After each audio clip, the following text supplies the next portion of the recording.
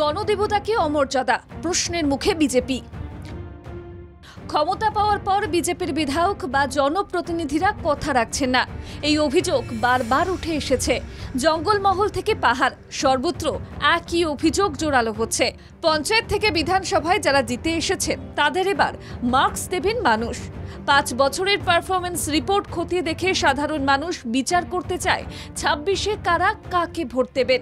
মালদায় অভিযোগ উঠছে, বিজেপি বিধায়ক জিতে আসার পর ভোল পাল্টে ফেলেছেন। কথা দিয়ে তিনি কথা কিছুতেই রাখতে পারছেন না।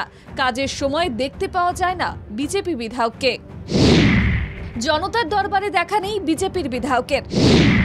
অভিযোগ, মানুষ গেলে বিধায়কের রক্ষী তাড়িয়ে দেয়। ক্ষমতার জন্য ভোট নিলেও ভুল বদল। আরও অভিযোগ, পুরাতন মালদার বিজেপি বিধায়ককে খুঁজে পাওয়া যায় না, মানুষ গেলে তার দেহরক্ষীরা তাড়িয়ে দেয়। এই অভিযোগকে হাতিয়ার করে বিধছে তৃণমূল নেতৃত্ব। ওল্ড মালদার মানুষ বলছে, জিজ্ঞাসা করুন, বিজেপি বিধায়ককে খুঁজে পাওয়া যাচ্ছে না, আর দেহরক্ষীরা থাকে তাকে লোককে তাড়িয়ে দেয়। মানুষ বলছে যে বিধায়ককে খুঁজে পাওয়া যাচ্ছে না, বিধায়কের কাছে গেলে মানুষকে তার দেহরক্ষীরা তাড়িয়ে দিচ্ছে। এটা আমি বলছি না, ওল্ড মালদার মানুষ বলছে। 21শে জুলাইয়ের প্রস্তুতি সভা মঞ্চ থেকে একাধিক ইস্যুতে বিধায়ককে আক্রমণ নবনির্বাচিত জেলা তৃণমূল যুব সভাপতির। পাল্টা বিজেপি বিধায়ক, তুঙ্গে রাজনৈতিক চর্চা। ক্ষমতা, সংকীর্ণ ক্ষমতার মধ্যে মানুষের সার্ভিস বিধায়ক দেয় প্রতিনিয়ত। উনি বলেছেন বিধায়কের সার্টিফিকেট পাওয়া যায় না। এই সমস্ত বিভ্রান্তিমূলক কথাবার্তা উনি বলেন কেন? মানুষকে সার্টিফিকেট পাওয়া যায় না।